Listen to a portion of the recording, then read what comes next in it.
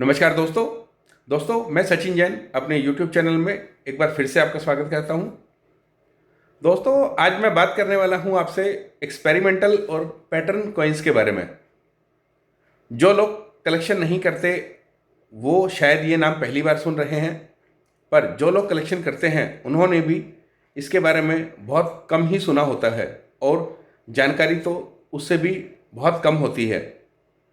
लेकिन फिर भी जानने की उत्सुकता सब में बनी होती है कि ये एक्सपेरिमेंटल और पैटर्न कॉइन्स होते क्या हैं, कहाँ से आते हैं, क्यों बनाए जाते हैं, इन्हें कौन बनाता है और इनका प्राइस कैसे डिसाइड होता है, इनकी मिंटेज कितनी होती है, ये आम लोगों के हाथ में क्यों नहीं आते, वगैरह वगैरह। तो आज मैं बात करने वाला हूँ आपसे कुछ एक्सपेरिमेंटल और पैटर्न कॉइन्स को लेके। कुछ कॉइन्स की पिक्चर के साथ में और कुछ कॉइन्स मेरे हाथ में है, तो उनकी बात करते हुए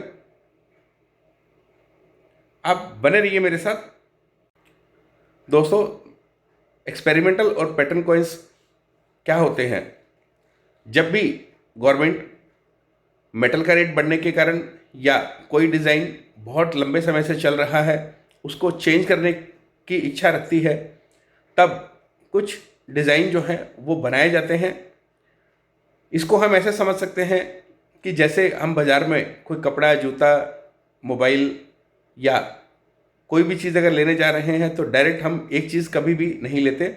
हम पहले 4-5 चीज़ देखते हैं, देखने के बाद उनका कंपैरिजन करते हैं, रेट, डिज़ाइन, अभी लेटेस्ट वर्जन, इस तरीके से। तो इसी तरीके से जब सरकार भी नए कॉइन्स बनाती है तो चेक करती है मेटल का वेट, डाई की हार्डनेस और डिज़ाइन। तो उसके अकॉर्डिंग ही 4-5 डिज़ाइन पहले तैयार किए जाते हैं, जिन्हें एक किस्म से एक्सपेरिमेंट ही कहा जाता है। मेटल का एक्सपेरिमेंट, डाई की हार्डनेस का एक्सपेरिमेंट। कि डाई की हार्डनेस से मतलब कि डाई जो होती है उसका छाप जो है, छपाई जो है वो उस कॉइन पर कैसी आएगी। तो उन कॉइन्स पर EXPT लिखने का मतलब एक्सपेरिमेंटल के तौर पर वो तैयार किए गए हैं और फिर भेजे जाते हैं ऊपर अधिकारियों को, ताकि उस डिज़ाइन में से जो भी 4 या 5 डिज़ाइन, 4-5 जो भी डिज़ाइन बने हैं उस डिज़ाइन में से एक को पास कर दिया जाए।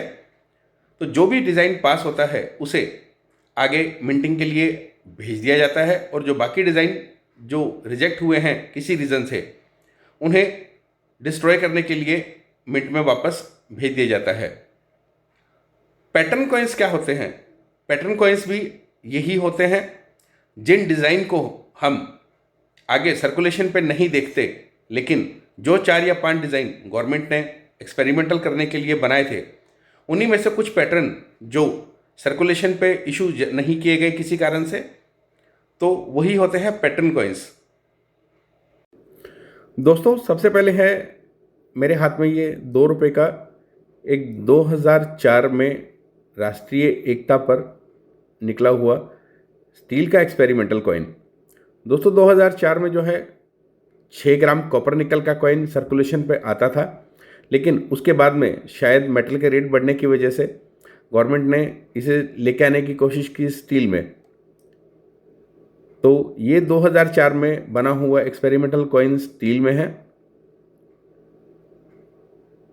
लेकिन ये डिज़ाइन भी शायद राष्ट्रीय एकता बहुत टाइम से चल रहा था, तो सिर्फ पैटर्न बन एक्सपेरिमेंटल ही या पैटर्न बन के ही रह गया, ये कभी सर्कुलेशन पे नहीं आया। और ये हैदराबाद में से जारी किया गया है। इसका करंट प्राइस मार्केट में अभी 30,000 रुपये के आसपास में चल रहा है। बाकी कंडीशन और ग्रेडिंग के हिसाब से और अवेलेबिलिटी के हिसाब से। सेकंड कॉइन जो मैं आपको दिखा रहा हूं ये है 2010 में मुंबई मिंट द्वारा बनाया गया 1 रुपये का एक्सपेरिमेंटल कॉइन, जो कि 1 रुपये में जारी किया गया उस वक्त का सबसे छोटा कॉइन था। इसका साइज बहुत ही छोटा था। तो तो इसके साइड में ये जो आप देख रहे हैं फ्लावर पैटर्न, ये वाला, ये फ्लावर पैटर्न जो है 2010 में किसी भी मिंट के द्वारा जारी नहीं किया गया था, तो इसीलिए ये EXPT भी है और एक पैटर्न भी है। फ्लावर पैटर्न सर्कुलेशन पे आया है लेकिन वो 2011 से आया है। 2010 में किसी भी मिंट ने सर्कुलेशन के लिए फ्लावर पैटर्न में कॉइन नहीं मिंट किया। ये भी स्टील का है और करंट प्राइस इसका अभी आज की तारीख पे लगभग 7,000 रुपये के आसपास है। डिपेंड करता है बाकी कंडीशन और ग्रेडिंग पर। इसी का सेम यही 1 रुपये का 2010 में फ्लावर पैटर्न पर बना ये एक्सपेरिमेंटल कॉइन जो कि कलकत्ता मिंट का है, ये भी स्टील में ही जारी किया गया है। सबसे बड़ी खास बात यह है कि इसमें EXPT जो लिखा गया है वो उल्टा छपाई हुआ है। EXPT आप देख सकते हैं उल्टा। इसका भी करंट मार्केट प्राइस अभी 7,000 रुपये के आसपास में है।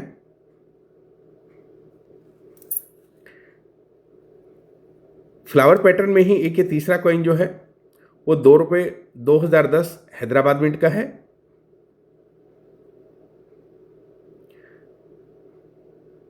ये 2 रुपये 2010 हैदराबाद मिंट से ही जारी किया गया एक्सपेरिमेंटल पैटर्न कॉइन्स है।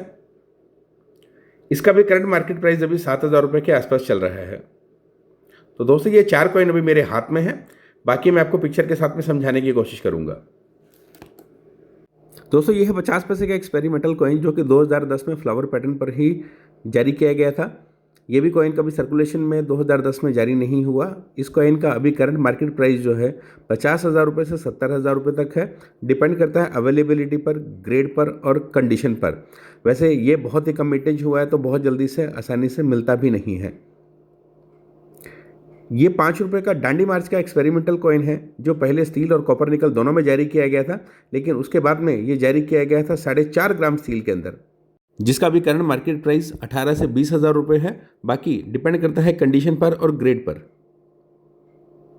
इसके बाद ये 5 रुपये 2003 ब्रास का एक्सपेरिमेंटल कॉइन है, क्योंकि उस टाइम कॉपर निकल आता था तो बाद में ये ब्रास में जारी करने की कोशिश की गई। इसका भी करंट प्राइस 50,000 रुपये के आसपास है। दोस्तों इसके बाद है ये 2004 में 5 रुपये का एक्सपेरिमेंटल कॉइन, जो पहला ऐसा कॉइन है जो बायोमेट्रिक था या 2 धातुओं को मिलकर बनाया गया था।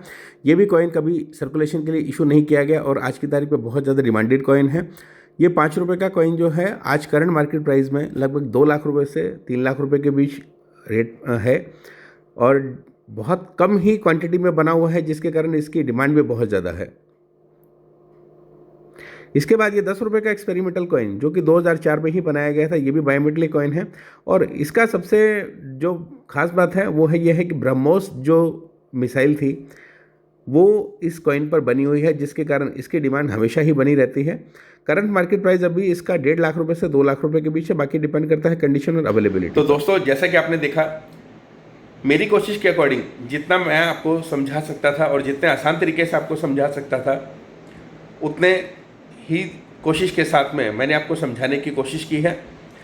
दोस्तों पैटर्न कॉइन्स और भी बहुत है रिपब्लिक इंडिया के अंदर, लेकिन सबकी जानकारी देना बहुत मुश्किल है क्योंकि इनके तादाद इतनी ज़्यादा है कि अगर मैं शायद 2 घंटे की वीडियो भी बनाऊं तो वो 2 घंटे की वीडियो भी कम पड़ जाएगी। लेकिन जो कॉइन पॉपुलर हैं, जो हमेशा डिमांड में बने रहते हैं, मैंने आपको उन्हीं की जानकारी देने की कोशिश की है। मिंटेज की बात करें तो दोस्तों एक्सपेरिमेंटल पैटर्न कॉइन्स जितने होते हैं उनकी मिंटेज कभी क्वांटिटी में नहीं होती। नॉर्मल तौर पे 2 पीस 5 पीस या कभी कभार कोई ऐसा हुआ तो 10-20 पीस, बस। एक्सपेरिमेंटल सिर्फ एक्सपेरिमेंट के लिए बनाए जाते हैं, ये कभी सर्कुलेशन के लिए जारी नहीं किए जाते, तो इनकी क्वांटिटी भी सिर्फ आप एक्सपेरिमेंटल के तौर पर 2, 5, 10 पीस ही मान सकते हैं। अब बात रहती है रेट की, तो रेट भी इनका जो है वो डिसाइड करता है अवेलेबिलिटी पर और डिमांड पर। कोई डिज़ाइन अगर बहुत ज़्यादा अच्छा है और उसकी डिमांड अगर मार्केट में बहुत ज़्यादा है तो रेट बहुत ज़्यादा हाई हो जाता है, या उनकी मिंटेज अगर सिर्फ 1 या 2 पीस है और अवेलेबिलिटी नहीं है तो रेट उनका बहुत ज़्यादा हो जाता है। जैसे कुछ एक्सपेरिमेंटल कॉइन्स जो हैं ऐसे भी हैं जिनकी कीमत आज 5 से 10 लाख रुपए के बीच भी है, और कुछ ऐसे भी हैं जिनकी कीमत आज 10,000 रुपये से भी नीचे है। अब बात करते हैं कि आते कहाँ से हैं। दोस्तों एक्सपेरिमेंटल हमेशा सिर्फ मिंट की अथॉरिटी के लिए बनाए जाते हैं और ये कभी भी जनरल सर्कुलेशन या जनरल पब्लिक के हाथ में नहीं आते। अगर ये आए हैं तो वो सिर्फ मिंट के स्टाफ की मिलीभगत के कारण ही मिंट से बाहर आते हैं। आज के लिए इतना ही। बस मेरी कोशिश हमेशा यही रहती है कि अपने व्यूअर्स को कुछ ऐसी जानकारी दूं जो कभी पहले आज तक किसी ने नहीं बताई। अगर आपको लगता है कि मैंने आपके साथ में कोई अच्छी जानकारी शेयर की है और अगर आपको लगता है मेरा बताने का ढंग कि ठीक है और आपके लिए मेरी जानकारी कुछ लाभदायक है, तो अपने दोस्तों के साथ में इसे शेयर ज़रूर करें। धन्यवाद।